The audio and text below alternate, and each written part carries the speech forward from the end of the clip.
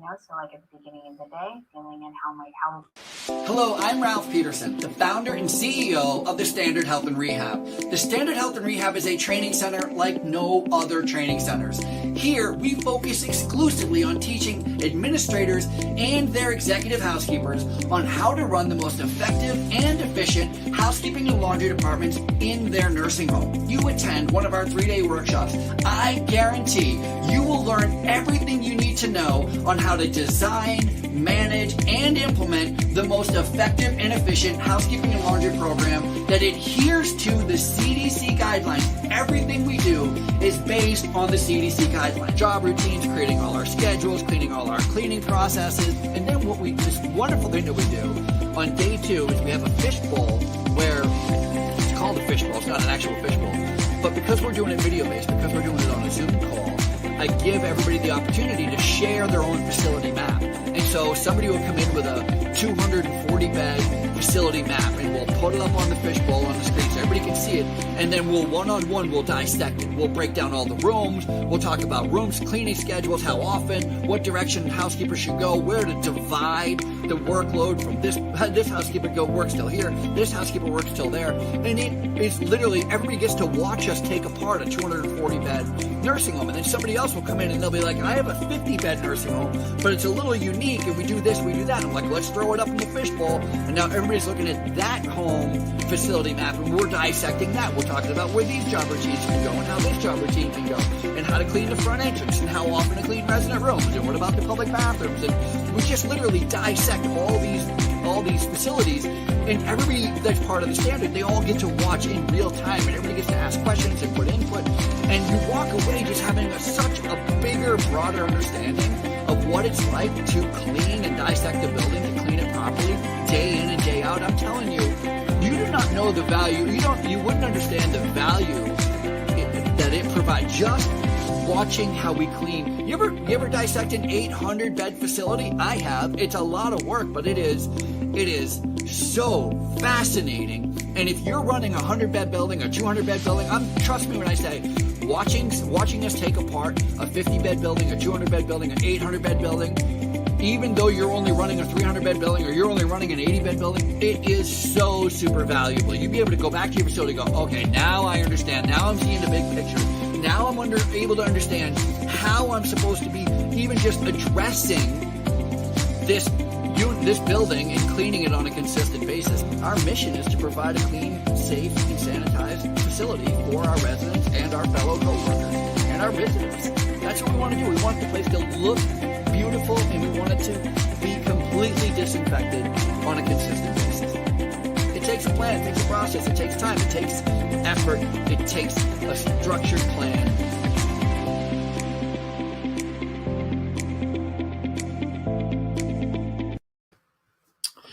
Hello, everyone. Welcome to the Ralph Peterson Radio program. We are just about to get started here. Going to go live on IBGR Network. We're very excited. Thank you for joining us live. Going to start in about 35 seconds. A lot to do today. A lot to do.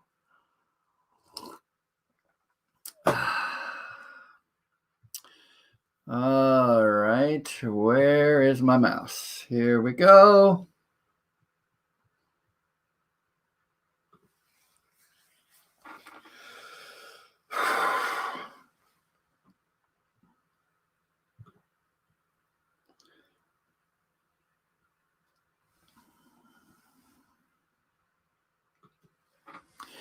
Hello, everyone. Welcome to the Ralph Peterson Radio program. I am your host, Ralph Peterson, of course. Although it doesn't have to be, just because it's called the Ralph Peterson Radio Show, it doesn't have to be Ralph Peterson. I could have a sub. Why couldn't I have a sub? I could have a sub, but not today. I am here, ready, waiting, willing. I'm just so super excited to be here. I will tell you, though, that my show prep for today has got me shaking my head. If you ever just try to find some unique and fun stories to talk about business, inevitably you will, of course, be looking at today's headlines. And some of today's headlines will just, either make you scratch your head and wonder, or they'll make you insanely, I don't know if upset is the word, or baffled, or I mean, let me give you an example. Let me give you a couple. I printed out a couple of examples to give you some idea of the struggles of show prep. Here we go. A plastic surgeon had to go to court for a traffic violation. And I don't know if any of you have ever received a traffic violation. I must tell you that I have done the homework and I have received a lot of traffic violations. And and I have gone to court. And the thing is, when they send you a notice for court, it's very challenging, especially if you're busy and you work 8, 10, 12 hours a day, 5 days a week. It's very challenging to find the time to get there. And, nowadays with COVID and videos and, phone calls, and everybody's doing everything via video conferencing, it's not unlikely that you would see such a story come across the desk, but it is too fun not to share. So there's this plastic surgeon. He gets pulled over for a moving violation of some kind. It doesn't go into why. And he has a court date. And of course, they're not having live in-person court hearings. Instead, they're doing Zoom court hearings. And so this guy, this plastic surgeon, turns up for a Zoom court hearing while in the middle of operating on a patient. That's right. This guy was just like, listen, I'll take the call in surgery. Just put well, can you hold the phone up for me? I got to call in to see this judge about a speeding ticket or something. Come on. That's got to be hands down one of the best little stories I have heard, because you know what it is? It's two things. It's one, the resourcefulness of think about, so the judge, just to get full disclosure here, the judge gets pretty mad about it. He is super upset that this guy is attempting to attend a court hearing while he's doing a surgery on a patient.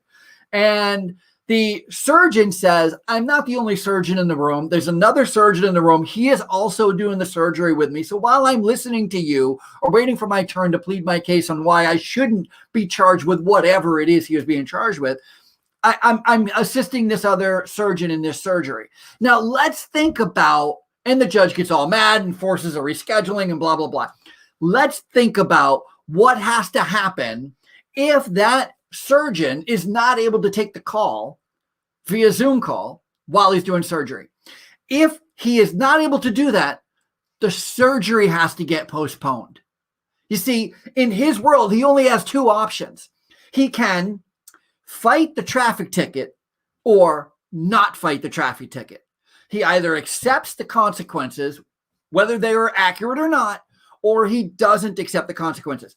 If he chooses to go along with it, then points on his license, he has to pay some fine, whatever it is, or he fights it and he has to reschedule the person's surgery. We have no idea what the surgery is. We don't know why the person's there for surgery. We don't know how long the person has been waiting for surgery. I don't know about you, but I have had scheduled surgeries where they're 4 months out, 3 months out. It's a long way out. It's a necessary surgery, but not so immediately necessary that it needs to happen tomorrow. So they plan it up because there's so many to do. Could you imagine having to not go to your surgery because the surgeon has to go fight a charge in court, a moving violation, which he clearly didn't think he should have got. Otherwise, why would he fight? I mean, it's funny to me at one point, and on the other side of it, of course, it just drives me insane. That's what I mean by when you're looking up show prep and you're trying to find news around the world that has to do with business and operations, which is what this radio program is about. Sometimes you run into stories that just, well, I mean, here's another one. And I'm Ralph Peterson Radio Program, IBGR Network. Thank you for joining us. We're live on Facebook and on Twitter and on YouTube. I hope you're joining us there. And I'm going to get into all that in a moment. I just got to say, there's one other news story that I found today that just made me just kind of throw my hands up in the air as if in some grand gesture to say, what in the Lord's name how could this possibly be true? But it's true. I don't know why it's true. I don't know how it's true. But here we go. For those of you who have not heard, let me. And yesterday was National Cereal Day. I'm going to listen. Yesterday was National Cereal Day, but I'm going to make Saturday National Cereal Day because I missed yesterday. I just found out about it today, and I'm not missing out National Cereal Day. And I'm going to order some cereal on Amazon because I can't find it anywhere else. I forget about the cereal for a minute. Let me ask you this. I'm going to give you a list of people. You tell me what they all have in common. I'm going to start with, you know what? Let me start with this one. I'm going to start with my mom. So what do you think my mother, my sweet, sweet mother, who has done nothing wrong, I'm put that out there. She's done nothing wrong. What does she have in common with the Boston bomber? You know, that young kid who blew up, him and his brother blew up the race in Boston, the Boston Marathon, blew up the kids, you know, left those pressure cookers and killed a bunch of people, maimed a bunch of people. What does my mother and him have in common? But before you answer that question, let me give you a couple more people. Terry Nichols. You remember Terry Nichols? He's the guy who helped Timothy McVeigh blow up the Oklahoma City bombing, the building in Oklahoma City. Or Ted Kaczynski. He's the Unabomber. Or Richard Reed. Oh, Richard Reed. He's that British guy. Remember that British guy who tried to light his shoe on fire, or he had a bomb or explosives in his shoe, and he was on an airplane and he tried to blow up his shoe. I think they actually called him the shoe bomber, even though his shoe didn't actually go off. And the Olympic bomber, the guy there, the Eric Rudolph. He's the guy. Remember, there's a big show just made about him, or actually made about the guy who was falsely accused. It was actually this other guy, Eric Rudolph, who blew up a bag was blown up at the Olympics in Georgia. So what do all of those people have in common with my sweet, sweet mother? Are you ready for this? You cannot make this up. They are all going to get a stimulus check. That's right. Here in good old USA, the Boston bomber, Terry Nichols, Ted Kaczynski, Richard Reed, and my mom all qualify for a stimulus check by the United States government, because COVID relief should go to everyone regardless of whether they're incarcerated or not. Apparently, I don't know what to do with that story. I couldn't sit with it by myself. I had to share it with somebody. And so there you go, my lovely audience. I've shared it with you. What do you do with it? What do you say about it? I have no idea. I can make justifications on why my mother could use a couple of dollars in the stimulus, because she has been financially impacted. She has gone through some financial woes due to the coronavirus. She has had some additional expenses and least ability to make money and travel and all that stuff. Everything's kind of made things worse for her. I do not know how the Boston bomber's life is worse due to the coronavirus and the shutdown of the nation. I think he's still getting 3 square meals a day. I think he still has heat and doesn't have to worry about the pipes freezing at his house like my mom has that concern. Or, you know, they're worrying about gas money like my mom has to worry about gas money to go to the grocery store. I think all the groceries are actually brought to the Boston bomber. I don't think he actually has to go shop for them, but he's getting the stimulus check anyway. So God bless him. Why not? That's what we're doing here, I guess. That's what we're doing. Fantastic is all I say. Welcome to the Ralph Peterson Radio program, where I am not talking politics. I'm talking about business operations. You wouldn't know it by that article. I'm just saying, when I'm doing show prep, I run into these stories, and sometimes they just make me scratch my head. And normally 9 out of 10 times, I'm able to drive by them. I'm able to go, all right, nope, not going to print that, not going to print that, not going to print that. But then you see something like this where people who are incarcerated are getting stimulus check. And, well, I hit print. What am I going to do? I hit print, and there it is. Welcome to the Ralph Peterson Radio program, brought to you by IBGR. Let me go. I only have a few minutes. I've burned my whole time talking about the Unabomber. I only have a few minutes before we go to our first break. Let me start there. This radio program is brought to you by the Standard Health and Rehab. We make housekeeping management easy. We are a train-the-trainer program for nursing home administrators who are interested or who need help and support with running their housekeeping department. We make it super, super easy for you. We take all the guesswork out of it for you. We make it easy for you to train your manager, to promote a new manager, to replace an old manager, to whatever it is, to keep on track day-to-day operations. We do it here at the Standard Health and Rehab.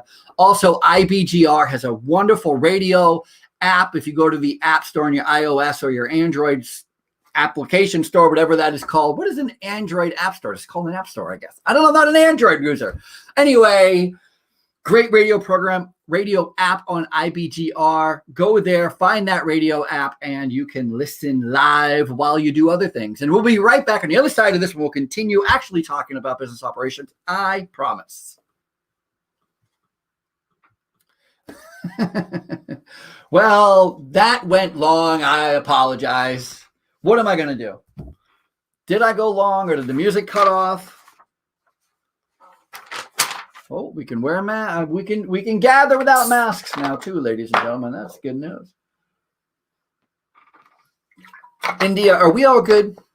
You just tell me we're all good. I know you said we're all good in the beginning, but I like to be reassured again and again and again, if you don't mind. Okay, good. We're all good. We're looking good. Perfect. We're going to go back here. Take out my radio file.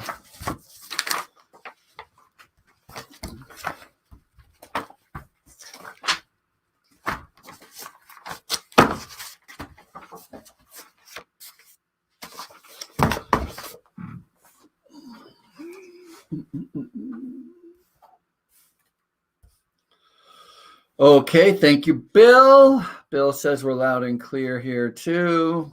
Good, thank you.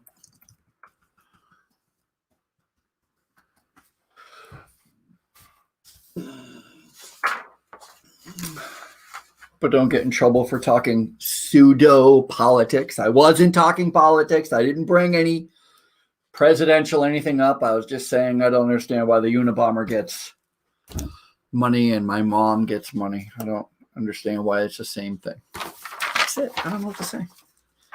1730. Right, India? You can't make this stuff up.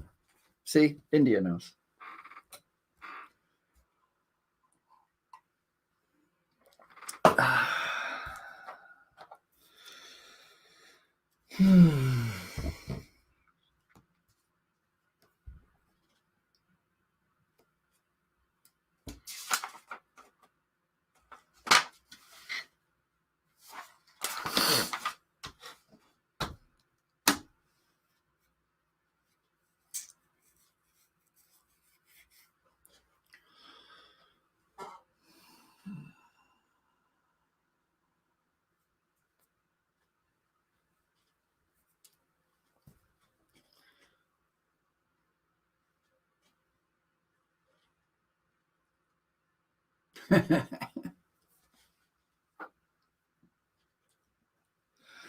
Sure can't. That's for sure. All right, we're back in 35 seconds. 35 seconds. Coming back at you live.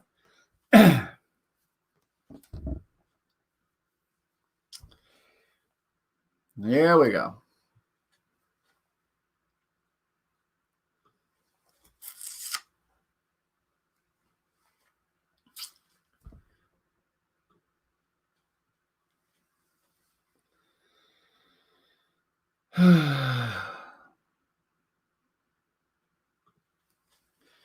Hello, everyone. Welcome back to the Ralph Peterson radio program. I am so excited to be here. We're going to have a great, fast radio program today talking all about operational awareness, environmental awareness. And I don't mean environment as in the trees and the birds and the garbage on the floor and all that. I'm not talking about air quality when I talk about environmental awareness.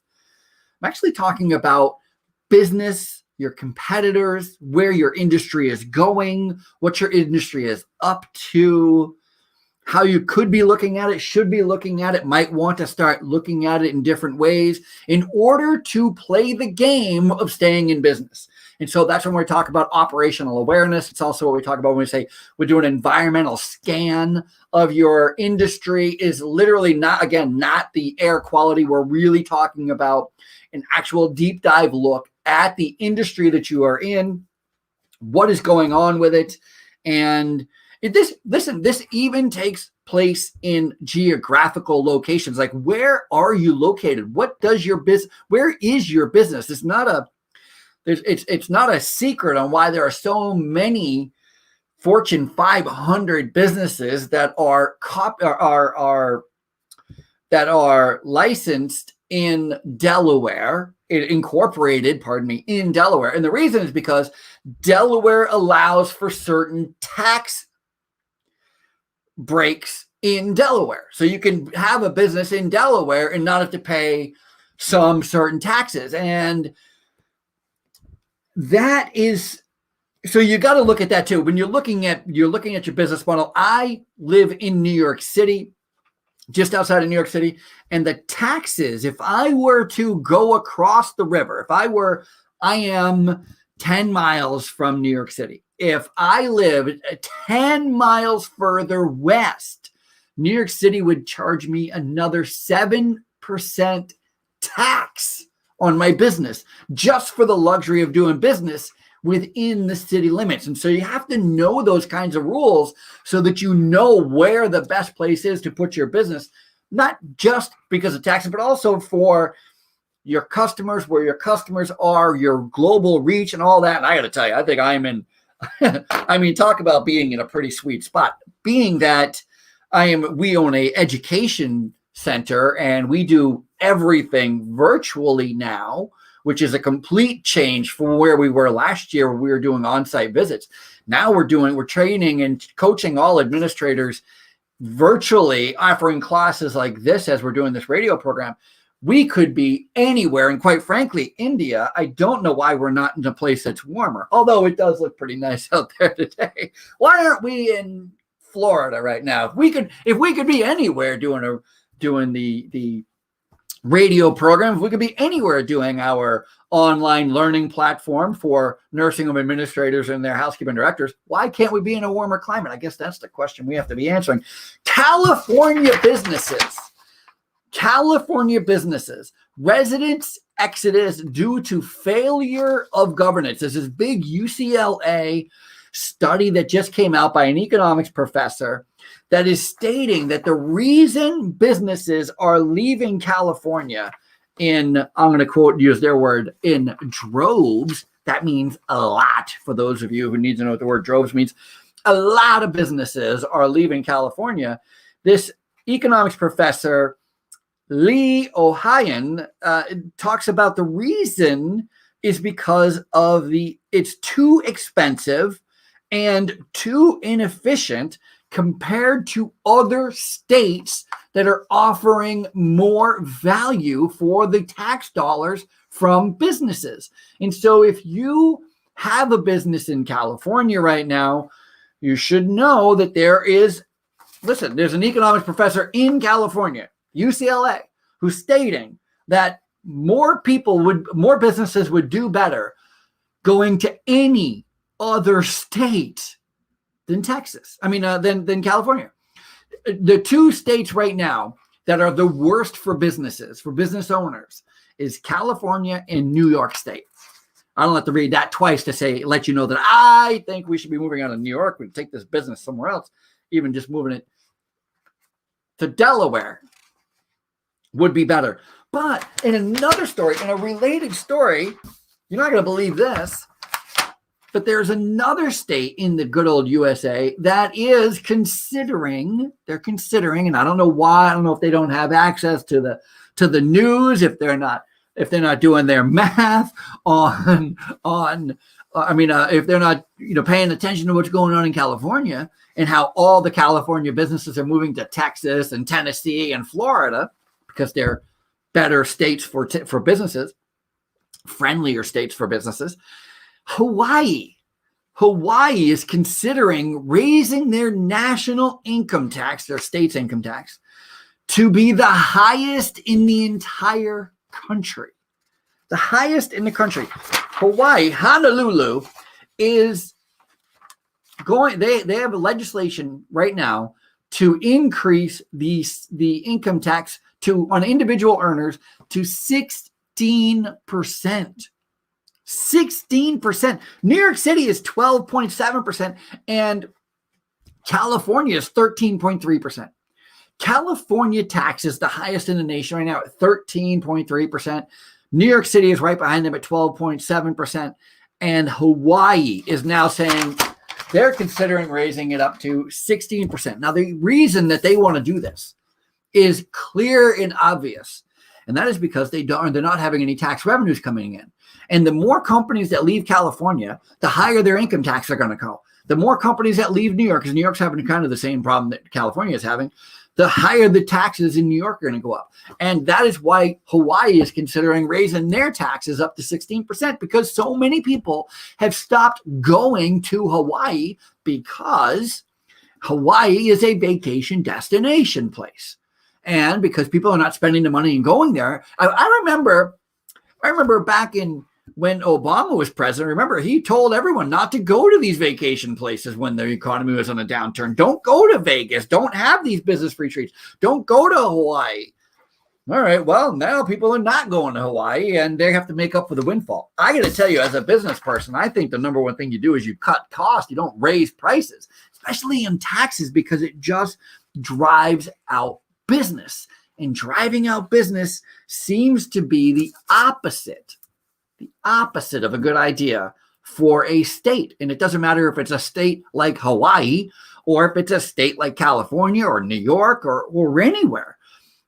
Driving up the cost of doing business for any business seems counterintuitive, seems backwards to me. You know, there was another story. I didn't print it out, but there's another story about there's a ton of small mom and pop theaters in New York that are not going to be able to reopen, even though the governor, the great God himself, has, I know there's a little political affection in my voice.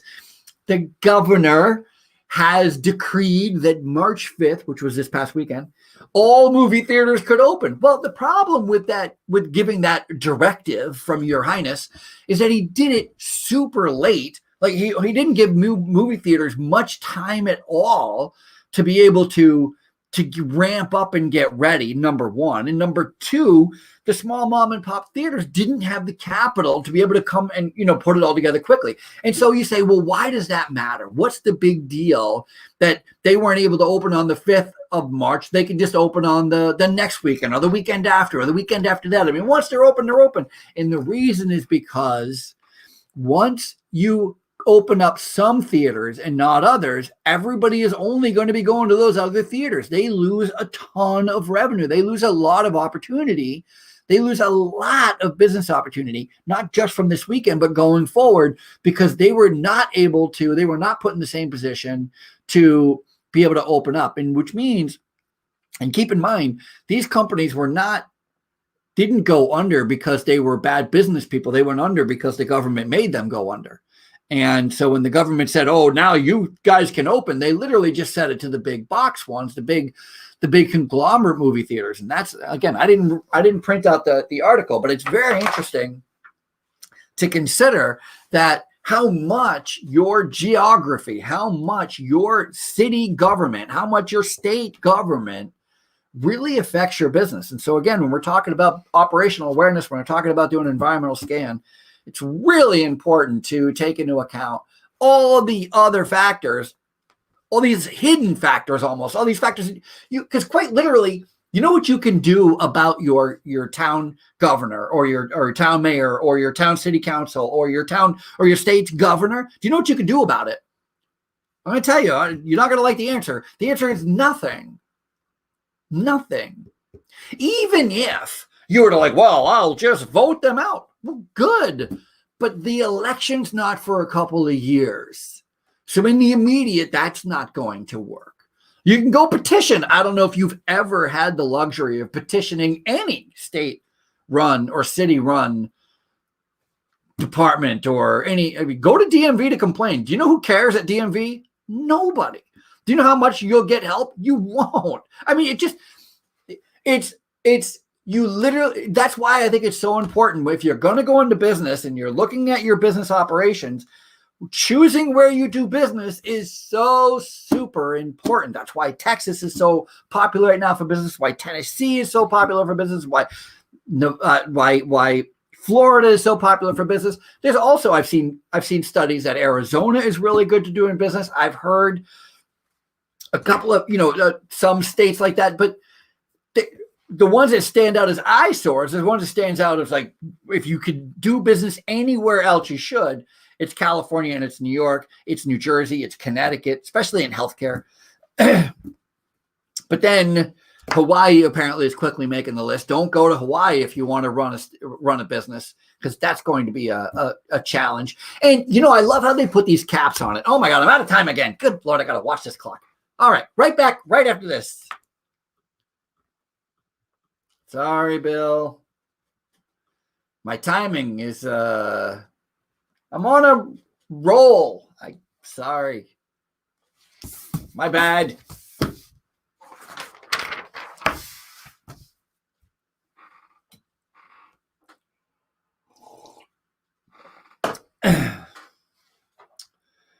I found my way.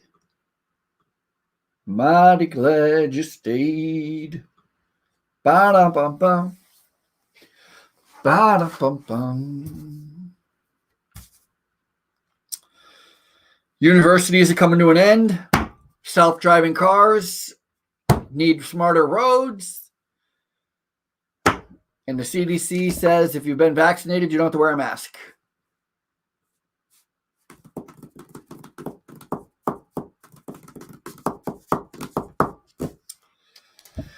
Those are the top stories that we'll go over in exactly 90 seconds. Well, 2 minutes.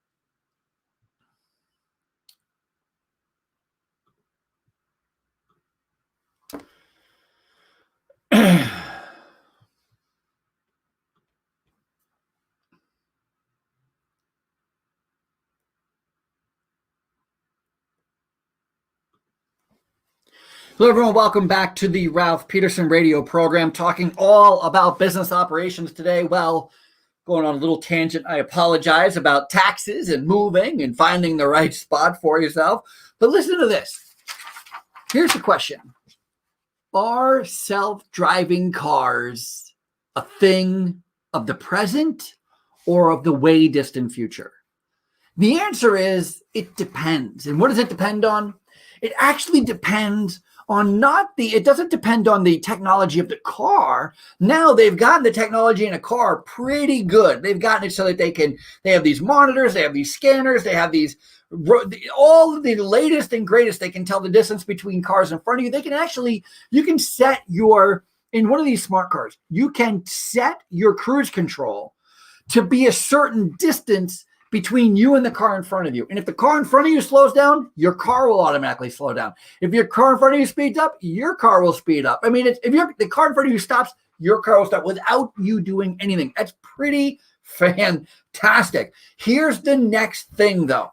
To be a real thing, something to use everywhere, even just in one single state right now, because there isn't a single state where you can use one of these self-driving cars. They have to make the roads smart, ready roads. What does that mean? It means new road construction needs to include monitoring devices for these smart cars. They need to include lines on the road that have monitoring devices in them so that they can talk to the car, so the car can make sure that you're staying between the white and the yellow line. They need to have smart technology in the street signs, not just the lighted sign, not just like the traffic lights, but also stop signs, yield signs, cautionary signs, U-turn signs, whatever the signs are. We're going to start, those also have to be updated with smart technology so that these cars can accurately read and adjust to the climate, to the road, to the situation, to wherever it is they're supposed to be going. And it's that marriage between the smart car and the smart road where everyone is kind of in this business. Everyone's in the business. And when we think of a smart car, it's kind of fun, but everybody kind of thinks of a smart car in terms of a Tesla car or a battery operated car and a non-gas car, which is fine, but not all smart cars are battery operated cars. There's a lot of smart cars out there. There's a lot of smart SUVs. There's a lot of smart cars out there that are trucks and oversized trucks. And I mean, think about imagine if you had the smart car technology in a tractor trailer, one of those 18-wheelers, and the roads had the smart technology in the road, how much safer those vehicles will be. I mean, those tractor trailers account for an awful lot of accidents on the highway. And I was on a trucker radio program recently. I was a guest on a trucker radio program, actually talking about weight gain, which is really interesting. I wrote a book a few years ago called Adventures in Dietland, How to Win at the Game of Dieting, from a former fat guy. I used to weigh 350 pounds. I don't anymore. I'm a big fan of Weight Watchers, and I learned how to lose weight. Anyway, so I went on this radio program, this trucker radio program, and it's because most people, I think that there's some crazy statistic that it is so stressful being a long haul driver, driving one of these trucks, these 18-wheeler trucks, and that people overeat. And of course, they're in the truck sitting behind a steering wheel for 6, 8, 10 hours a day. And so they overeat, right? But it's the stress. And now why the stress? Because people are, I was going to say crazy, not crazy. People are careless around those trucks. Careless. People dart in and out of them. People speed past them. People, get mad at truckers. They swerve them off. I mean, when I say truck drivers, there's a lot of accidents on the roads because of these 18-wheelers. Trust me when I say it's not because of the drivers of 18-wheelers. It is because of the drivers who drive cars who are around 18-wheelers. And they think these 18-wheelers can stop on a dime. They can't. Think these 18-wheelers are slowing down because they're trying to upset you. They're not. You know what I mean? Like these 18-wheelers, I mean, they're big behemoth vehicles. And once they get started, they get hard to stop. They get hard to turn. And so imagine having that smart car technology with the smart road technology. Now that would be something pretty fantastic. It's almost like transferring or creating a rail system, a railroad system with a highway system where you get in the vehicle and you press the destination and it's on a one-way track, and generally speaking, nothing gets in the way of the train, nothing will get in the way of the truck, nothing will get in the way of the car.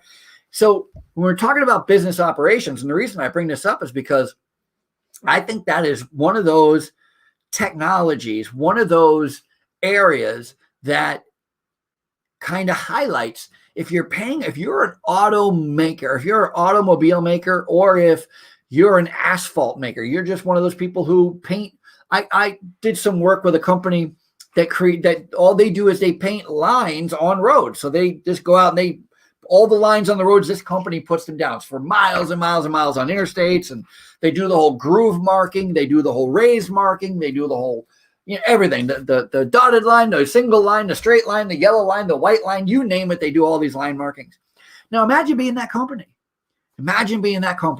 And you're sitting here and you're thinking about your environmental scan. You're thinking about what's going to happen in their industry.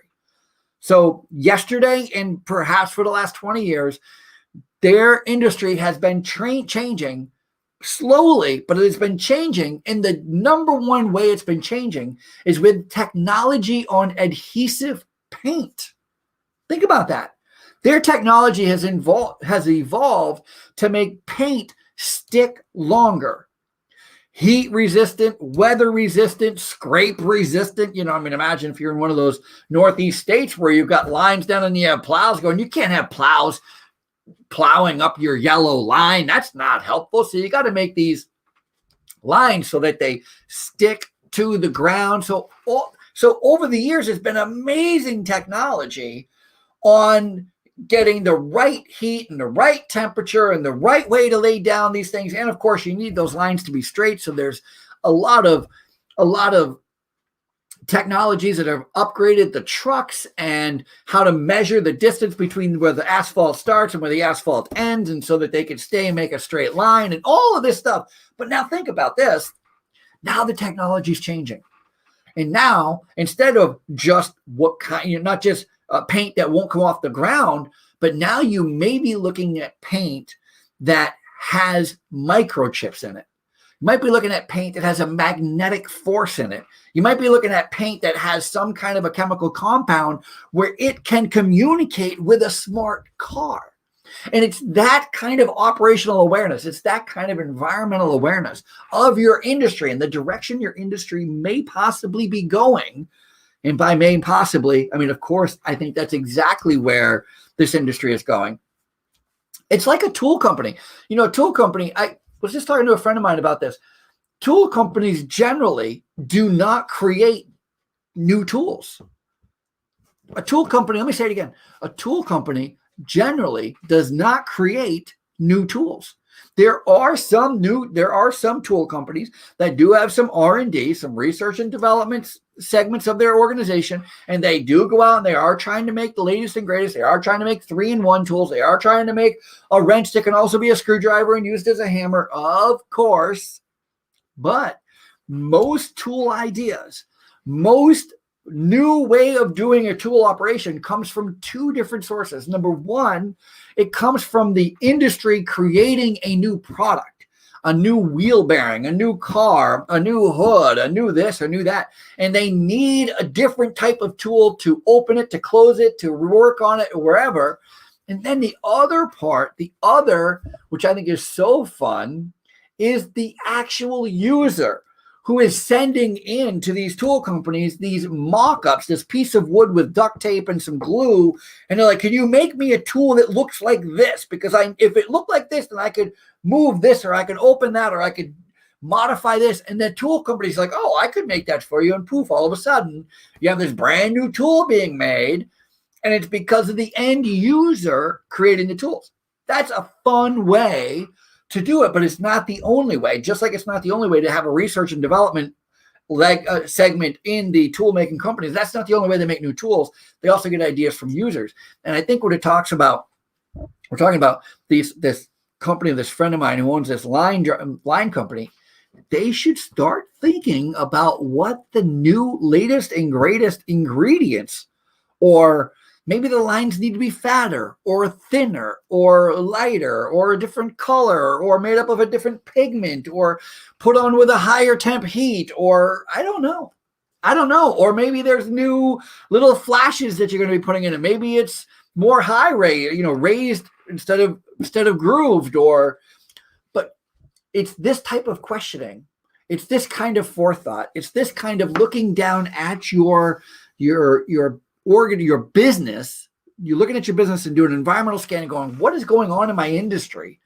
And how can I best make sure that I'm in line, that I'm parallel to it, that I'm reaching for that, so that because listen, these smart car companies have been working under the hood for a long time. And now they're looking at the roads and they're looking at their car and they're like, all right, we've done all we can with the car. What can we do with the roads? And that's where the magic comes in. More right after this. I think actually that was the first time I even came close to being on time. Well, 1 out of 3 ain't bad. Maybe it's supposed to be 2 out of 3 ain't bad.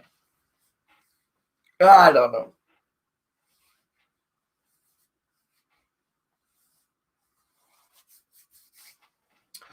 One out of 3, 2 out of 3. One more segment. One more segment.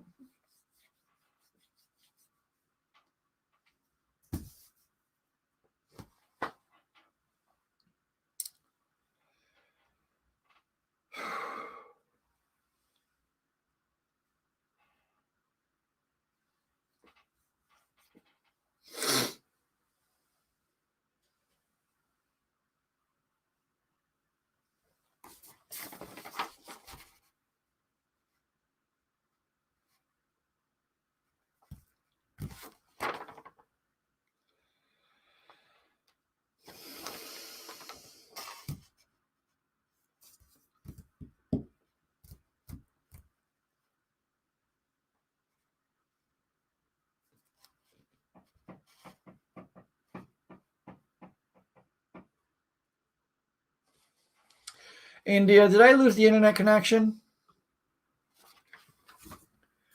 Can you please let me know?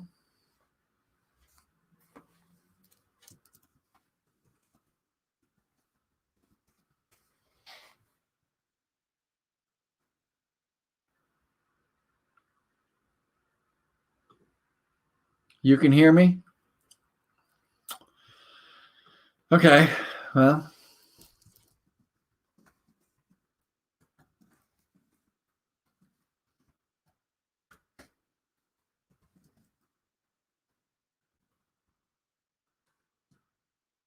And you can see me. Good. Okay. Well,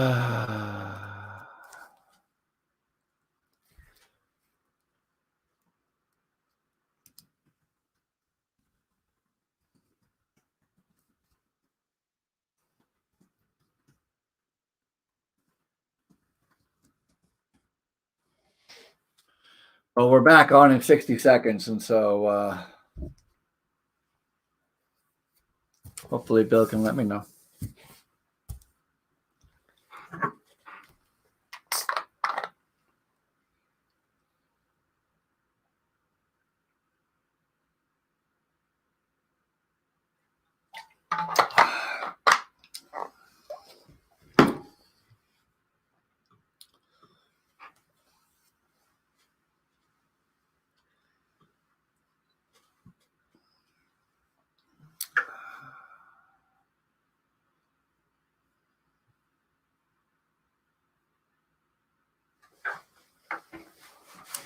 All right, here we go.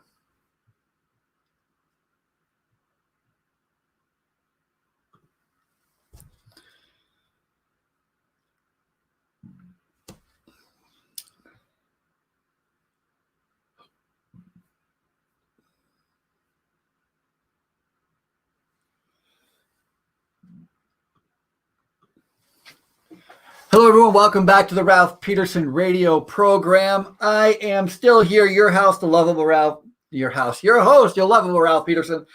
And we're going to switch gears real quick here. We're going to move away from cars. We're going to move away from the line markers. You know what I'd like to talk about?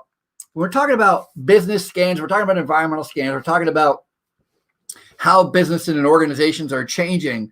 Thank you, Bill. One of the greatest industries who have been transferred, they're kind of like under the radar. Like, they're changing all the time, but you're just not paying really close attention to it. And that, my friends, is this cereal business. And the reason why I bring up this cereal business, is because yesterday was National Cereal Day, which I did not know. And I don't know who needs to be putting it on my calendar, but I don't want to be missing National Cereal Day. I mean, if there's a day, wasn't yesterday International Women's Day?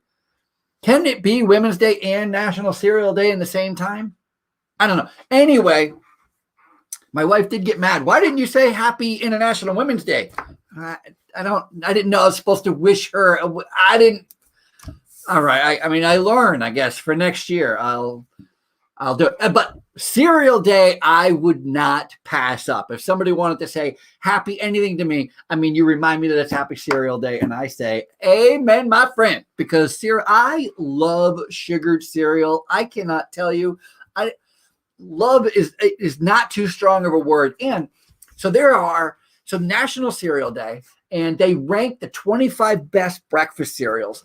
And you would never guess. I would have never guessed. And I'm going to assume that you're like me. You would have never guessed what the number one cereal is in the United States. And the reason I would not have guessed is because it wouldn't be, I love it. It's good, but it's certainly not number one to me. It's not even in the top 10, I don't think. I'm not sure, but it's Honey Nut Cheerios. Honey Nut Cheerios. How is Honey Nut Cheerios number one? First of all, I like Cheerios. I especially like Honey Nut Cheerios, but number one, over Captain Crunch or Frosted Flakes or Fruity Pebbles. Number one over Fruity Pebbles. Is that a thing? What I love about the cereal industry is they are constantly coming up with new ideas, new flavors. And there's three different treks that I can think of. Tranches, three different tranches. That's my new word. I've been watching Undercover Billionaire on Discovery. If you haven't been watching Undercover Billionaire, I don't know what you've been doing with your life. But 3 tranches in cereal, and that means business lines or product lines. One would be the regular sugar cereal, trying to make it delicious for kids who want to eat it. 2, playing on that sugar cereal bubble is aligning with a character or aligning with a TV show. Like Captain Crunch came out with a SpongeBob edition of Captain Crunch. It's that kind of thing where you're doing that cross promotional, which I think is so super smart. And then you have the healthy side of cereal, where there's cereal that is trying to be good for you and not just full of all sugar and all those fun things. And so those are the 3 tranches of cereal. And I think, to be full disclosure, I do not have a favorite cereal. I could not even come close to identifying a cereal. Every time I think of my favorite cereal, I think, well, I don't know, because right now it's either Frosted Mini Wheats or it's Frosted. I grew up on Fruit Loops and Apple Jacks and Captain Crunch, and I do love the Frosted Mini Wheats. Those are really good. Honeycomb, I love a honeycomb, especially with an ice cold milk. Honeycomb is really great. You know what I just saw? I know this is going to be turning into the cereal radio hour, but what I just saw is that Frosted Mini Wheats just came out with a Cinnabon flavor.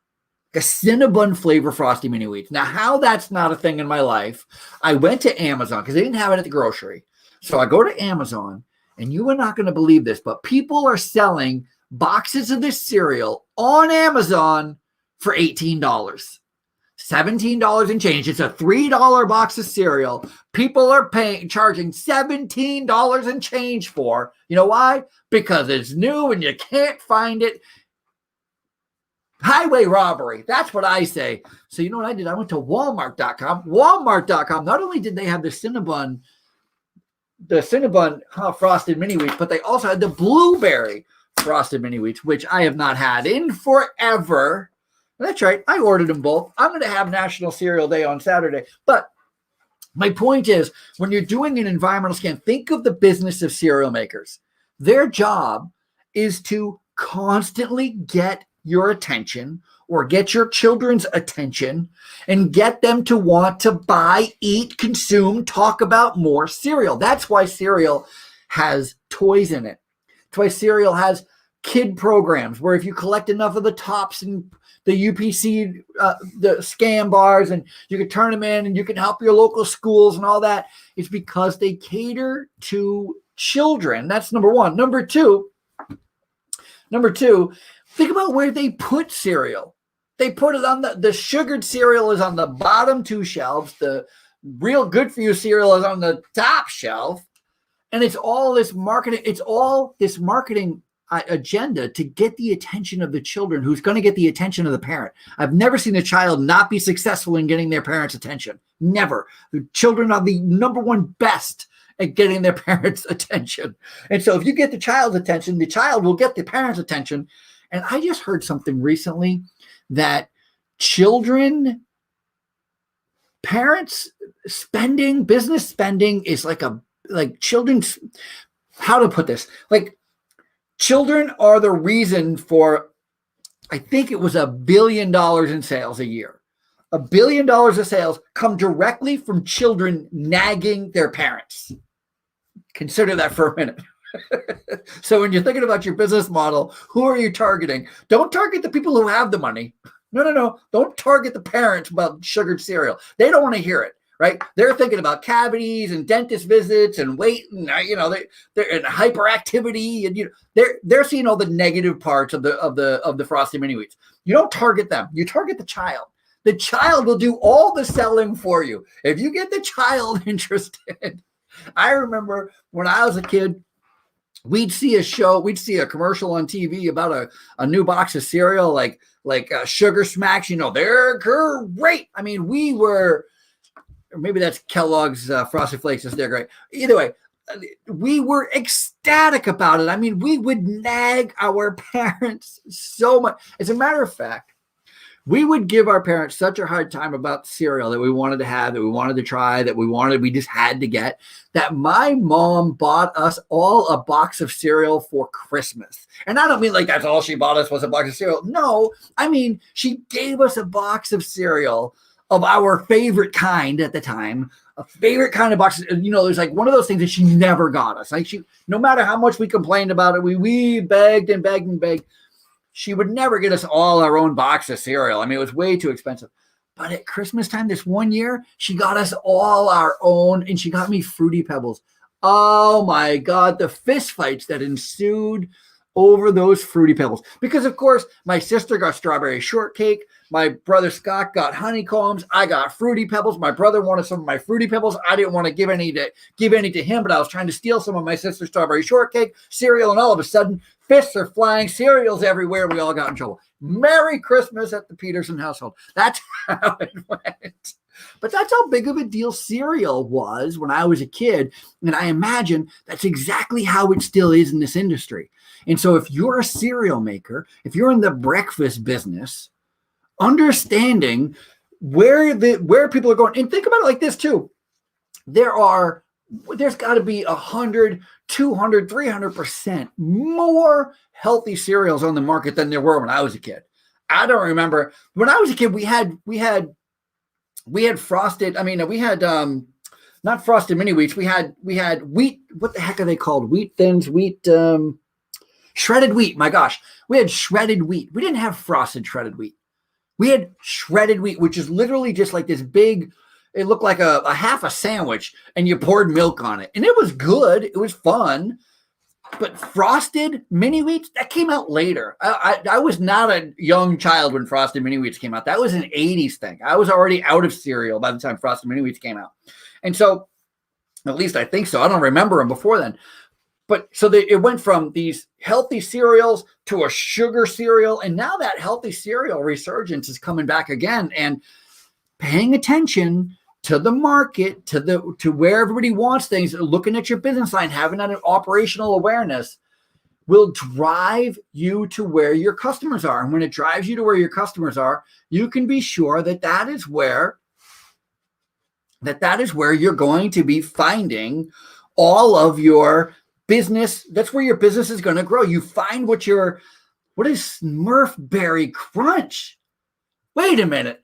Somebody just piped in Smurfberry Crunch. David Wilson. I've never heard of Smurfberry Crunch. I'm going to have to add that to the Amazon list. Smurfberry. See, that's exactly what I'm talking about. Smurfberry. There, is that a Captain Crunch thing? Because the Smurfberry Crunch, I bet it's Captain Crunch partnered up with the Smurfs and came up with Smurf. See, brilliant. That's having operational awareness. That's understanding that if you can take a cartoon figure that the kids are already in love with and watching and paying attention to, and you put it on a product that you want them to eat, that's a marriage made in heaven, my friends. Marriage made in heaven. That's it. Ralph Peterson radio program. I didn't get into masks are no longer needed if you have vaccinated, and universities are over. Golden age of universities has come to an end. That's what the story says, not me. See you next week. All right, that's it for me, my friends.